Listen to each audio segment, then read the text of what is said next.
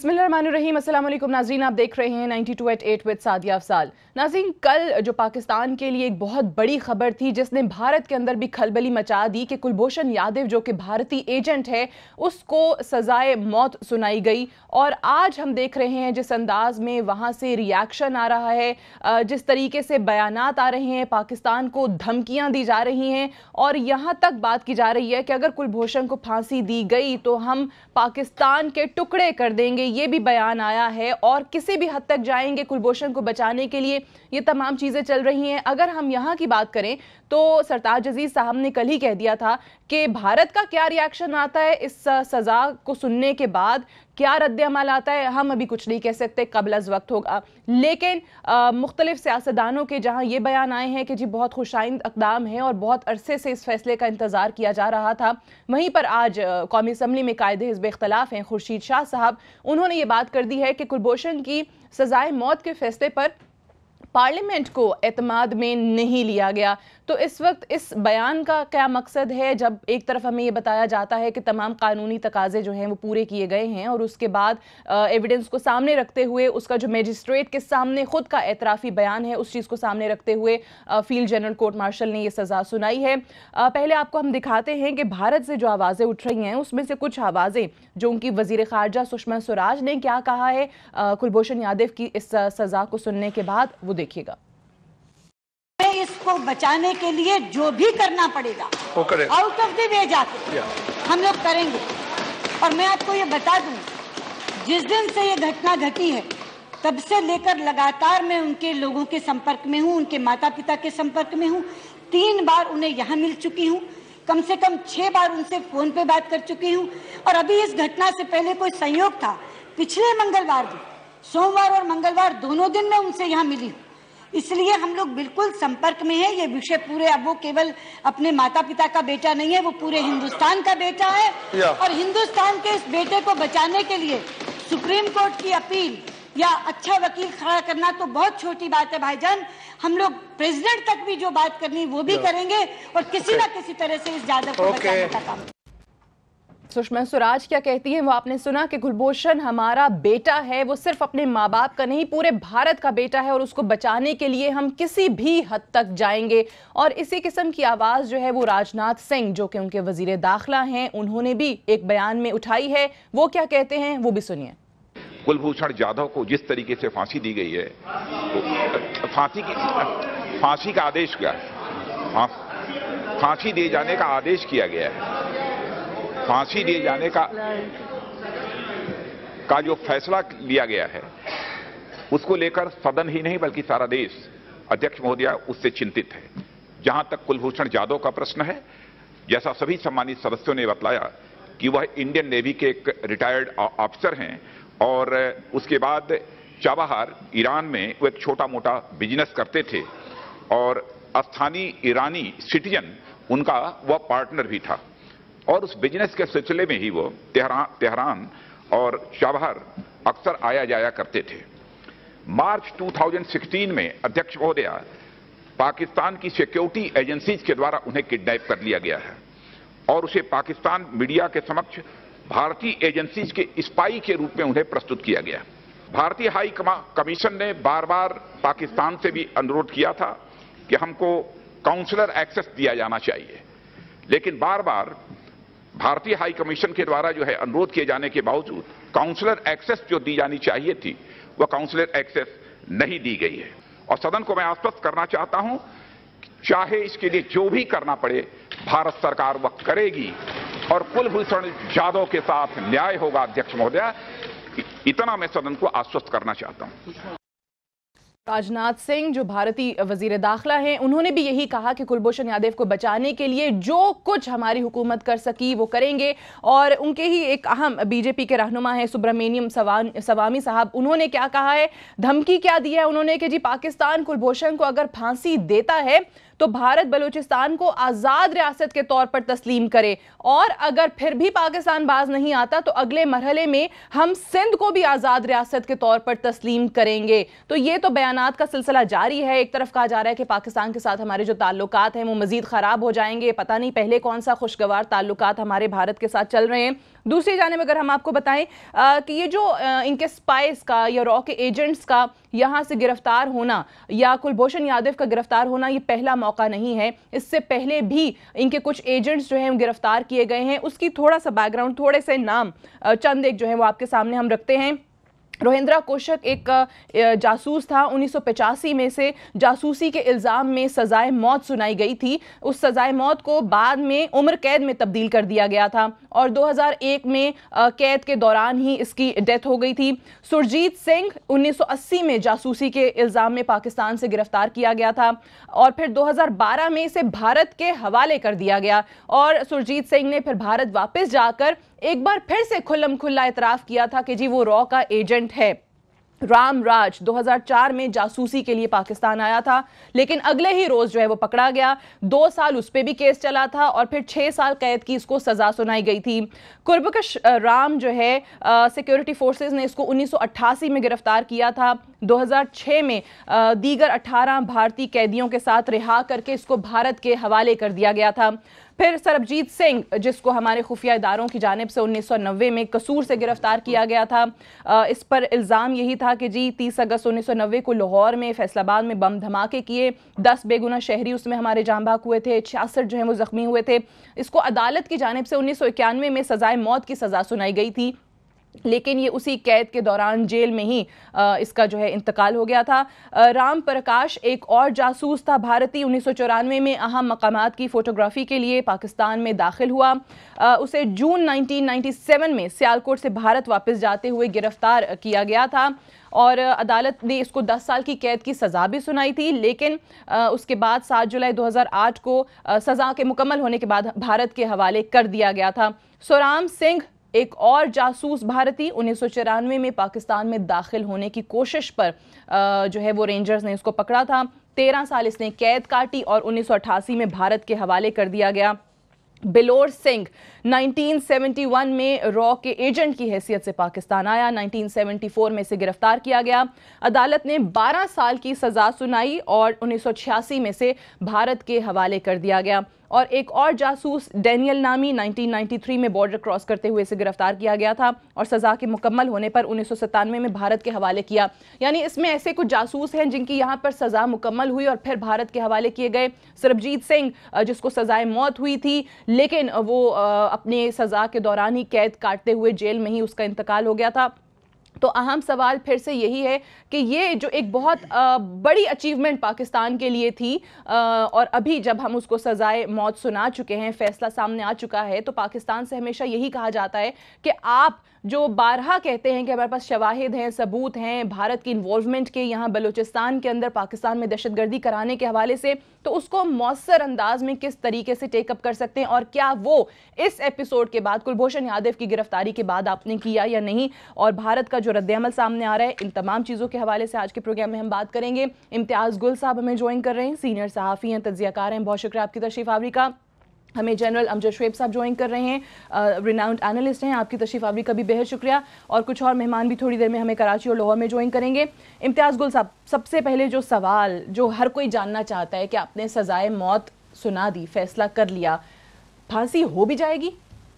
देखिए, तो अब रियासती इदारों का, हमारे सदर सुप्रीम कोर्ट का और सदर पाकिस्तान का की सवाबदीद है कि आया वो उसकी अपील पे फ़ैसला क्या करते हैं।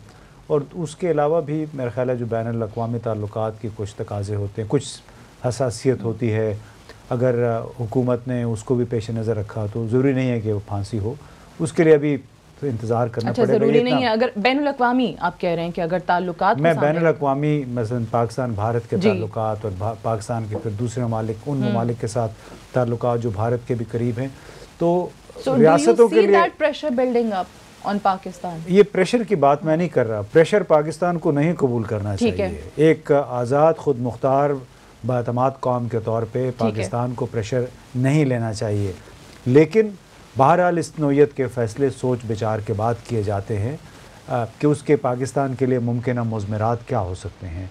अब प्रेशर तो अमेरिका ने बहुत असर डाले रखा, लेकिन क्या उसकी वजह से हमारी कोई पॉलिसी तब्दील हुई जिस अंदाज में अमेरिका या भारत चाह रहा था, नहीं हुई। इस मामले में भी प्रेशर से कतई नज़र हमें अपनी कौमी सलामती के तकाजे मद्देनज़र रखते हुए ये फैसला करना होगा। ठीक है जनरल साहब, आपको भी लगता है कि जिस तरीके से इम्तियाज़ गुल साहब ने कहा कि यकीनी तौर पे इस मामले पे प्रेशर एक्सेप्टेबल नहीं होना चाहिए पाकिस्तान के लिए, लेकिन भारत के साथ ताल्लुकात ख़राब होने की जो आज धमकी सुषमा स्वराज या उनके दीगर वज़रा दे रहे हैं, उस चीज़ को सामने रखा जाएगा? दोनों ममालिक के ताल्लुकात को सामने रखा जाएगा? मैं एक चीज़ बताऊँ, बात यह है, बिस्मिल्लाहिर्रहमानिर्रहीम, देखिए कुलभूषण का मामला तो आज निकला है, तो मोदी के आने के बाद से क्या ताल्लुकात बेहतर हो गए? क्या नहीं किया उन्होंने? मोदी तो वो शख्स है जिसने कि खुल्ला बलूचिस्तान का भी नाम लिया कि जी वहाँ ये और करवा रहे हैं। उसने जो आज़ाद कश्मीर का नाम लिया, उसने गिलगित बल्तिस्तान का कहा और लोगों को वहाँ पे, और ब्रह्मदाग गुप्ती और ये वो लोग उनको बिठाया हुआ है। ये आप तवक्को ना रखें कि ये आप कुछ कर देंगे तो उससे उसका नतीजा ये निकलेगा कि साथ मामला ख़त्म हो जाएंगे। जब तनाज़ात की जड़ें मौजूद है वहाँ पे, उनके बारे में आप कुछ नहीं करते तो फिर बाकी मामला तो वही है जो चल ही रहे हैं, आप देख ही रहे हैं।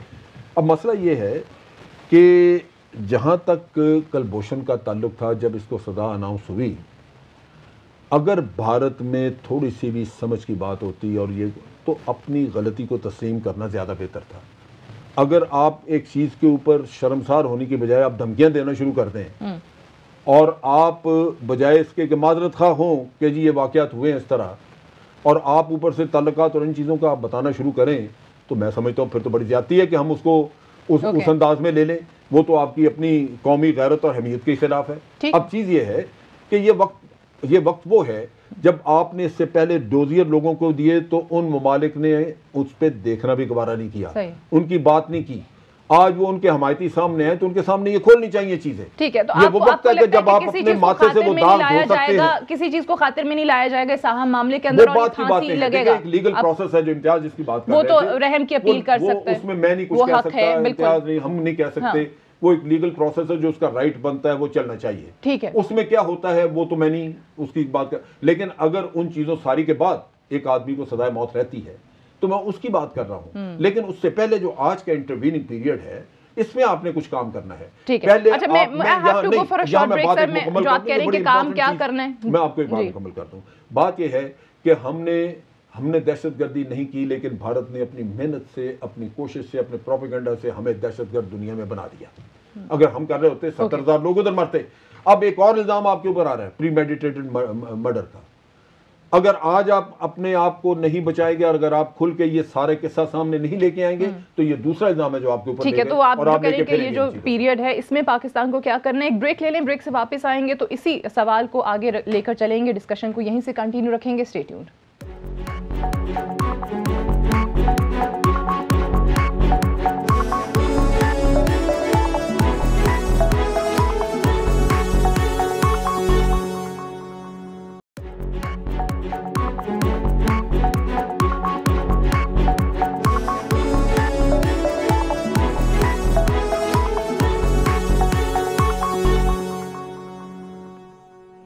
जी वेलकम बैक। प्रोग्राम में एक बार फिर से खुशामदीद। लाहौर में हमें सैयदा आबदा हुसैन साहिबा ज्वाइन कर चुकी हैं, अमेरिका में पाकिस्तान के साबिक सफ़ीर रही हैं। अस्सलाम वालेकुम आबदा बीबी। जी अस्सलाम वालेकुम। अच्छा, ये मैं आपसे जानना चाहूँगी कुलभूषण के मामले पर जिस तरीके से रद्द-ए-अमल आ रहा है भारत की तरफ से, जो उनके वज़ीर दाखिला का बयान है, जो उनकी वज़ीर ख़ारिजा का बयान है, पाकिस्तान को कहीं तोड़ने की बात करते हैं, कहीं मज़ा चखाने की बात करते हैं और कहते हैं कि जी उसको इंसाफ दिलाएंगे, वापस घर लेकर आएंगे, वो हमारा बेटा है। ये तमाम रद्द-ए-अमल एक्सपेक्टेड था, और अगर वाकई था तो हमारे जो मुशीर ख़ारजा हैं सरताज अजीज़ साहब, वो उन्हें क्यों लग रहा था, वो क्यों कह रहे थे कि जी क्या रद्द-ए-अमल आता है, कुछ नहीं कह सकता कबल अज़ वक्त। ये बात है। देखिए, भारत का जो ये रद्द-ए-अमल है, मैं समझती हूँ कि ये तो मुतवक्की ही होना चाहिए था। साफ ज़ाहिर है कि वो इसमें खासा शोर करेंगे, धमकियाँ भी देंगे। जिन रियासतों से उनके ताल्लुकात अच्छे हैं उन रियासतों को भी माइल करने की कोशिश करेंगे कि हम पे दबाव डालें।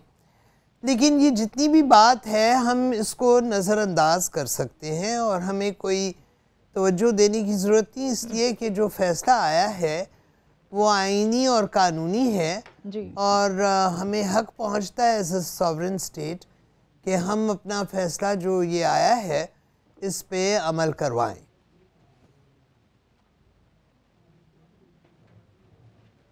ठीक है। और ये जो अभी जिस तरीके से आज हमने देखा है कुछ पॉलिटिशियंस को, क्योंकि कल बिलावल भुट्टो जरदारी के एक बयान को लेकर कोट किया जाता रहा उन्हें कि जी हम असूली तौर पर, यानी पीपल्स पार्टी असूली तौर पर जो है वो सजाए मौत के फैसले के खिलाफ है। आज खुर्शीद शाह साहब को भी ये कहना पड़ रहा है कि कुलभूषण यादव के फांसी के फैसले के हवाले से पार्लियामेंट को एतमाद में नहीं लिया गया।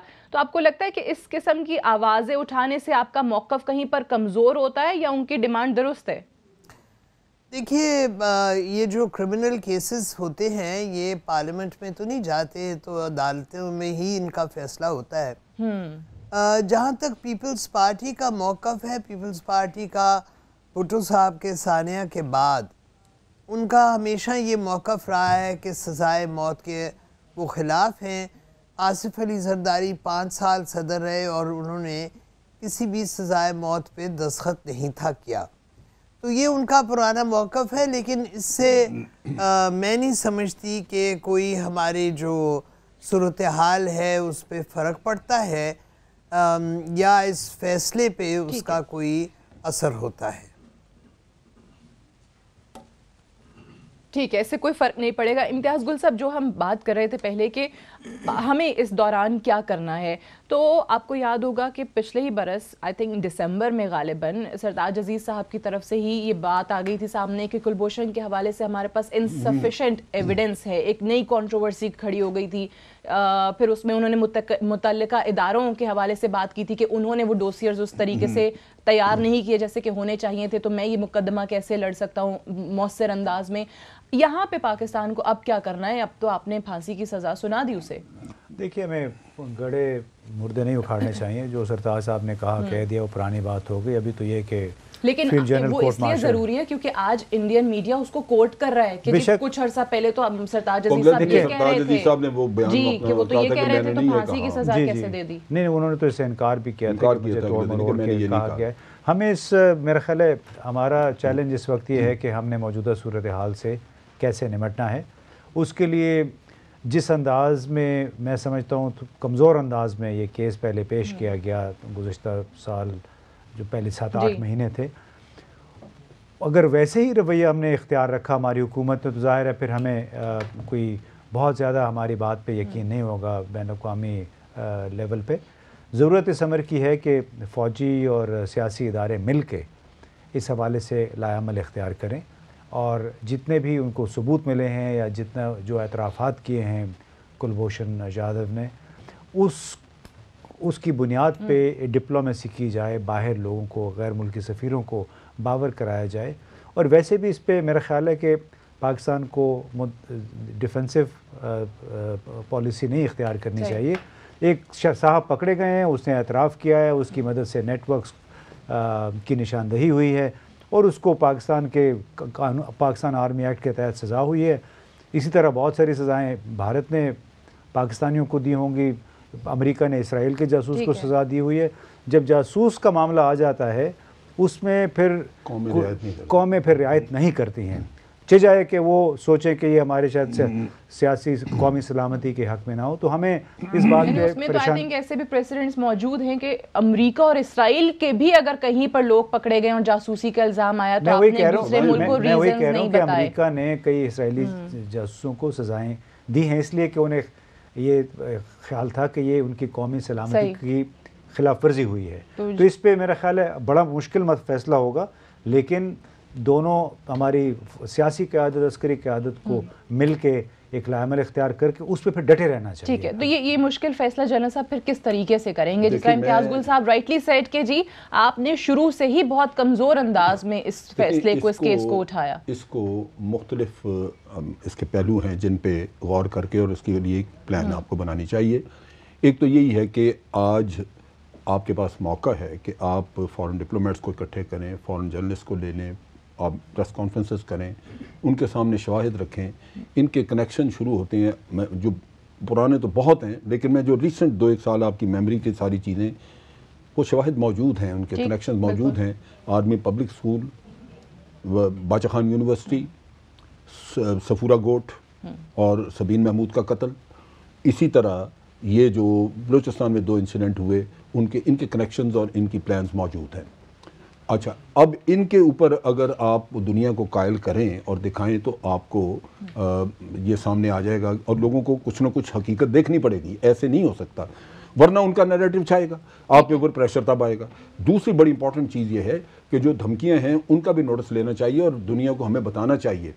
अभी सूरत हाल ये हो सकती है, जो इमीडिएट मुझे समझ में आता है कि कुलभूषण के मामले में इसकी हीट जो उन्होंने जनरेट की है, इस हीट के साथ अगर आज वो कहीं एक और फॉल्स फ्लैग ऑपरेशन करवा दें, एक और टेररिस्ट इंसिडेंट करवा दें, तो आपके ऊपर प्रेशर बिल्डअप करने का मामला मुकम्मल हो जाता है कि जी ये देखें पाकिस्तान ने ये करा दिया और आप बोल नहीं रहे हैं, आप बात ही नहीं कर रहे हैं, आप जो टेररिज्म आपके साथ हो रहा है उसका किस्सा ही नहीं खोल रहे। So, यही मैं जानना चाह रही थी, जिस तरह से अभी पहले बात हो रही थी कि आपकी पॉलिसी जो है वो बहुत डिफेंसिव है, वो नहीं होना चाहिए, तो वो जो एग्रेसिव पॉलिसी जिस तरीके से इंडिया की है टुवर्ड्स पाकिस्तान, वो आपकी क्यों नहीं है? फिर भी गुजारा करती है, ये तो अपॉलोजेटिक है, ये तो जब हमारे माजरत खान है जो प्राइम मिनिस्टर साहब से जब वो इंग्लैंड गए इलाज करने के लिए, तो एयरपोर्ट से उन्होंने पूछा, किसी ने सवाल किया कि जी आपने बड़ा वो जासूस पकड़ा है इंडिया का कुलभूषण, तो उन्होंने वो जवाब देने के बजाय उनको कहा कि नहीं, इंडिया को भी आपसे शिकायत है, आपको भी, इनको बान की मून की जगह पे लगा देना चाहिए था कि आप पाकिस्तान के प्राइम मिनिस्टर तो नहीं रह सकते, अब बान की मून की जगह पे चले जाएं, क्योंकि आप तो सारी बातें वो कर रहे हैं। अच्छा,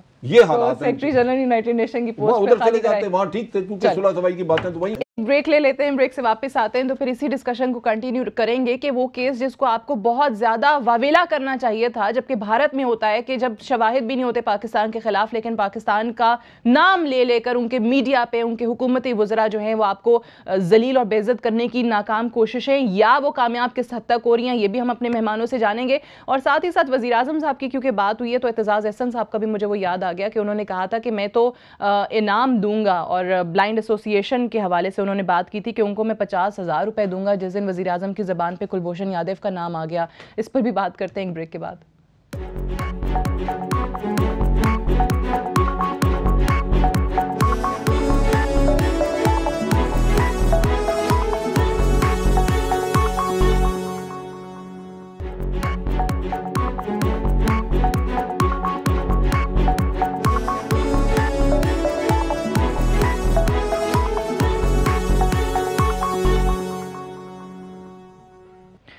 जी वेलकम बैक प्रोग्राम में एक बार फिर से खुशामदीद। अब्दुल साहब, मैं आपसे जानना चाहूँगी कि क्योंकि आजकल ये जो एक और ख़बर, और इसको कहीं ना कहीं इस चीज़ से आया भारत कनेक्ट करने की कोशिश करता है या नहीं, कि जो हमारे नेपाल और इंडिया बॉर्डर पे रिटायर्ड कर्नल साहब की पॉसिबल एब्डक्शन जिसकी बात कर रहे हैं कि वो हो सकती है और वो लापता हैं और उनका कुछ पता नहीं चल रहा, और एक ट्रैप के थ्रू जो है वो उन्हें नेपाल बुलाया भी गया। आपको लगता है कि माजी की तरह इस बार भी इस चीज को, इस मामले को लेकर कहीं ना कहीं भारत कोई ड्रामा रचाने की कोशिश करेगा? जी यकीनन भारत हर मुमकिन कोशिश करेगा हमको एम्बैरस करने की।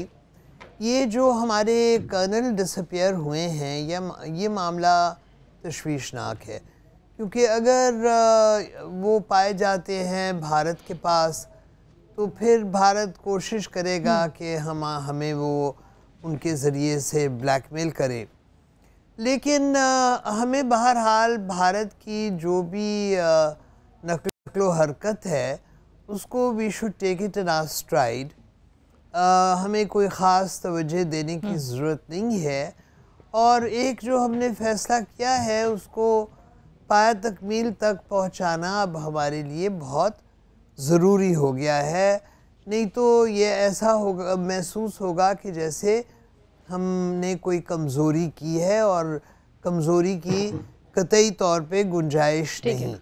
हमें अपने सफ़ीरों को भी अलर्ट करना चाहिए कि जहाँ जहाँ वो तयन हैं वो मुतल्लका हुकूमतों से जो पाकिस्तान का मौक़िफ़ है वो आगाह करें। यादव ने जो कन्फेशन किया वो उनको पढ़ के सुनाएं, और जो हमारा कानून है और जो अदालत का फ़ैसला है वो भी, ताकि हमारा डिप्लोमेटिकली हम एक अपना इनिशिएटिव जारी और सारी रखें, और भारत को गुंजाइश ना मिले कि वो दूसरी रियासतों के ज़रिए हमें असरअंदाज करने की कोशिश करे।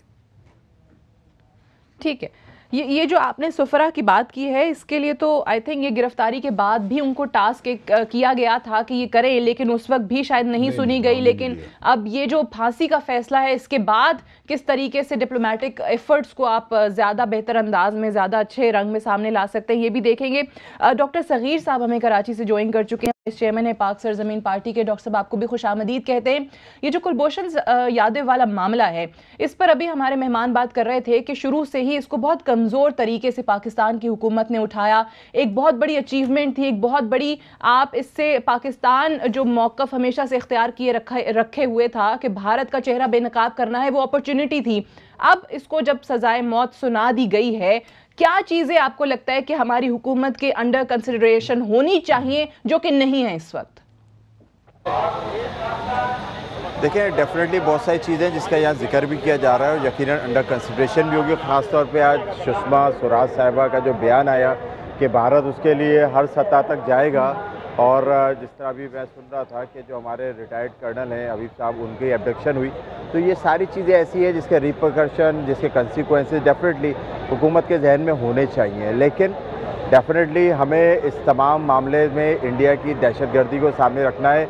हमारे मुल्क के अंदर जो अंदरूनी खलफिशार में जो भारत की खुफिया एजेंसी रॉ का जो हाथ है, उसको सामने मद्देनज़र रखना है। रॉ के डायरेक्ट जो एजेंट्स हैं उनको सामने रखना है। प्लस कि कश्मीर में जो सूरत हाल जिसका हमें सामना करना पड़ा है, अवाम को सामना करना पड़ा है, पाकिस्तान के बॉर्डर्स पे जो फायरिंग हुई है, LOC पे जो मुतअद्दिद बार फायरिंग होती रही, बेगुनाह मासूम शहरियों को निशाना बनाया गया, ये सारी कंसिडरेशन हमारे पास जहन में होनी चाहिए कि जब हमने एक फ़ैसला कर लिया है तो हमें उस फैसले के साथ खड़ा होना चाहिए।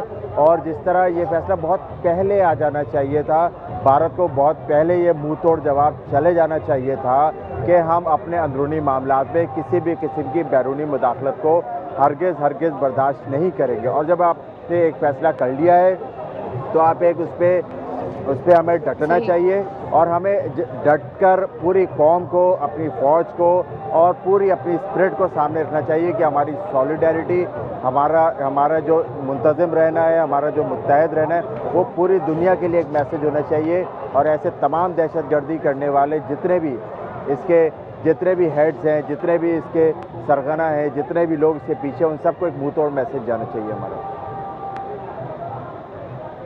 ठीक है, मुंह तोड़ मैसेज जाना चाहिए, और ये बहुत पहले हो जाना चाहिए था। इम्तियाज़ गुल साहब, हमारे वज़ीर दिफा ख्वाजा आसिफ साहब ने भी अभी एक बात की कि ये पाकिस्तान के ख़िलाफ़ साजिश करने वाले तमाम लोगों के लिए एक वार्निंग है, उनके लिए एक पैगाम है। और अब जो पाकिस्तान और भारत के ताल्लुकात ख़राब होने की बात भारत उठा रहा है, आपको लगता है कि उसमें कोई फ़र्क पड़ेगा? वैसे भी कोई ख़ास खुशगवार तो नहीं है। नहीं, इससे तो मेरा ख्याल है कि बाहमी कशीदगी का दौर अभी शुरू होगा जब तक ये मामला तय नहीं होता कि उसकी या तो फांसी पे अमल दरामद हो जाता है या फिर अदालती प्रोसेस के ज़रिए, जब तक ये सेटल नहीं होता उस वक्त तक कम से कम कशीदगी ज़रूर रहेगी। और अगर खुदा न खास्ता, मैं तो यही कह सकता हूँ कि अगर ये फ़ैसले पे अमल दरामद हो गया तो ज़ाहिर है फिर जो उनके वज़ीर ख़ारजा और वज़ीर दाखिला जो भी कह रहे हैं उस पे वो अमल दरामद करेंगे। और मैं तो समझता हूँ कि इस दौरान खुदा न खास्ता अगर वो इसलिए कि जिस वक्त जो माइंडसेट है, आप ये देखें, जब ये अभी हसीना वाजिद से नरेंद्र मोदी साहब मिले हैं तो उनके पीछे जो तस्वीर लगी हुई थी वो सुकूत ढाका की तस्वीर के सामने जानबूझ के वो प्रोवोक कर रहे हैं और छोटी जहनियत के लोग हैं। मैं ये अंडरलाइन करना चाहता हूँ कि चूँकि छोटी जहनियत है तो छोटी जहनियत के लोगों से फिर आप कुछ भी तवक्को कर सकते हैं, और वो जो कह रहे हैं वो कर गुजरेंगे, उसका लामहला नतीजा ज़ाहिर है एक इनसिक्योरिटी की सूरत में बरामद होगा। हमारे जो लोग बाहर हैं या भारत में हैं, सिफारतकार या जो आमद-ओ-रफ्त आम लोगों की जारी रहती है, वो काफ़ी शदीद कुछ अरसे के लिए ज़रूर मुतासिर होगा। बट ये छोटी जहनियत को कब तक आप सामने रखेंगे, कब तक आप इसको मलूज़े खातिर रखेंगे? क्योंकि वन साइडेड चीज़ें तो कभी नहीं चल सकती। मतलब कब तक आप ही कॉम्प्रोमाइज़ करते रहेंगे कि फिर छोटी जहनियत ना सामने आ जाए? देखिए, आप लश्करकशी तो नहीं कर सकते ना, ऐलान जंग भी नहीं कर सकते भारत के ख़िलाफ़। ये सोच विचार के साथ इस किस्म के सूरत हाल का सामना करना पड़ता है। इस कौमों की ज़िंदगी में इस नौइयत के फ़ैसलों का मतलब नहीं होता कि आपने पसपाई इख्तियार कर लिया, हार मान लिए, बल्कि कैलकुलेटेड फ़ैसले होते हैं। चीन से हमें सबक लेना चाहिए। उन्होंने कई मौके पे इस नौयत के फ़ैसले किए हैं जो कि बज़ाहिर लगता है कि शायद उनकी पसपाई हो गई है, लेकिन आप अपने इज्तिमाई मफाद की खातिर एक स्टेप बैक जो होता है, एक कदम पीछे। तो अगर जनरल साहब इम्तियाज़ गुल साहब की बात सही तस्लीम कर ली जाए, जो वो कह रहे हैं कि लश्कर कशी भी नहीं आप इख्तियार कर सकते, कुछ भी नहीं कर सकते, वो छोटी जहनियत के लोग हैं, तो फिर तो हम वज़ीर आज़म साहब को भी ऐसे ही क्रिटिसाइज करते हैं, वो भी फिर सही कर रहे हैं खामोश होकर अगर वो देखा जाए। मैं आपको प्रोसेस देता हूँ। देखिए बात ये है, इस वक्त भारत एक एग्रेसिव मूड में है। आपकी स्ट्रेटजी ऐसी होनी चाहिए कि उसको एग्रेसिव से डिफेंसिव मोड में डाल दें, और डिफेंसिव मोड में डालने के लिए ये साबित करना दुनिया के सामने ज़रूरी है कि भारत ये करतूत करता रहा है। जब आप उसके चेहरे को बेनकाब नहीं करेंगे तो फिर जो इम्तियाज़ साहब कह रहे हैं वो बातें बिल्कुल होंगी, वो दुरुस्त आगे जाएगा। ये मेहनत का काम इस वक्त है कि जब आपने पूरी तरह दुनिया के सामने साबित करना है कि ये जराइम हुए हैं और इनका खमियाजा भुगतना होगा भारत को। अगर हम उसके बाद कोई लीनियट व्यू लें तो वो दुनिया को पता होना चाहिए कि ये हमारी कौम की मेहरबानी होगी, लेकिन उससे पहले ये चीज़ बावर कराना इंतहाई ज़रूरी है। मैं तो बार बार कह रहा हूं कि एक इल्ज़ाम आपके ऊपर पहले लगा हुआ है, दूसरा तैयार है, क्योंकि आप लोग हिल नहीं रहे। आपका फॉरेन ऑफिस जो है उसमें कोई हिलजुल नहीं है, कहीं को किसी किस्म का बयान, कोई ऐसी चीज़ नहीं आई कि जहां ये लगे कि जी आप उन चीज़ों का जवाब देने के लिए तैयार हैं जो भारत आपके ऊपर लगा रहा है। अगर यही हालात हैं तो फिर फैसला सुना दिया, दुख और आप शिकायत किससे करें, बता दिया, उसके बाद दफ्तर खारजा में फिर एक हंगामी इजलास तलब किया। जो हुक्मरान, जो हुकूमत, जो लोग यहाँ बैठे हुए हैं, अगर वो आपका पॉइंट ऑफ व्यू सामने नहीं ला सकते तो आप शिकायत किससे करें? फिर भारत के साथ क्या रोना हुआ? दुख तो यही है कि हम रुलते रहे, मरते, हमारे 70,000 लोग मर गए, इल्जाम हमारे ऊपर लगता रहा कि आप दहशतगर्दी कराते हैं, और यहां जूं नहीं देंगी किसी के ऊपर। वो सुलह सफाइयों की बात करते रहे, वो आलू गोश्त की बातें सुनाते रहे हमें। सही है, तो फिर वो ट्रेड की, सुलह सफाइयों की जो बातें हैं, तो इस बार क्या ऐसा बदल जाएगा कि आपको तवक्को है कि जी वो नहीं बदलेगा? तो आवाम को खड़ा होना चाहिए। ठीक है, एक ब्रेक ले लें, ब्रेक से वापस आएंगे। हम तो तभी वादे कर रहे हैं, दुनिया को बता रहे हैं कि ये दुख है। इतना सब कुछ हो जाने के बाद भी किसी के कान पर जूं नहीं रेंगी, और वो एफर्ट्स, वो कोशिशें, वो काविशें जो होनी चाहिए थी वो नहीं हो रही, तो अब कैसे होंगी? या क्या वो तरीका हो सकता है कि हुकूमत को ये बावर कराया जाए कि ये इक़दामात अब आपको उठाने पड़ेंगे? इस पे बात करेंगे एक वक्फे के बाद।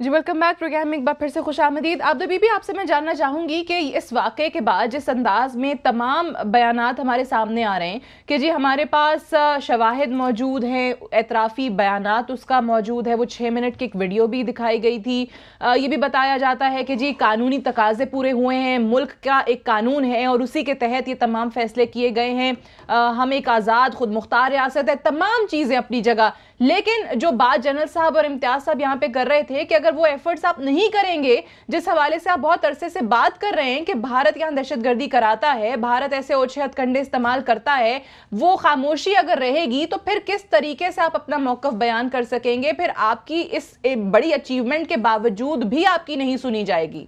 देखिए सादिया बीबी, ये खामोशी का तो सवाल ही नहीं है, हमें बड़े ज़ोर और शोर से इस बात का प्रचार करना चाहिए कि ये यादव कैसे पकड़ा गया, इसने क्या इतराफ़ किया, इसका क्या नेटवर्क था, और फिर इन तमाम बातों के बायस उसको सज़ा हुई है। ये इसका हमें बिल्कुल प्रचार करना चाहिए, हर सफारत खाने को भी और मुल्क के अंदर भी हमारे मीडिया में के ज़रिए से। हम इस बात को अगर ढीला छोड़ेंगे तो उसका नुकसान होगा।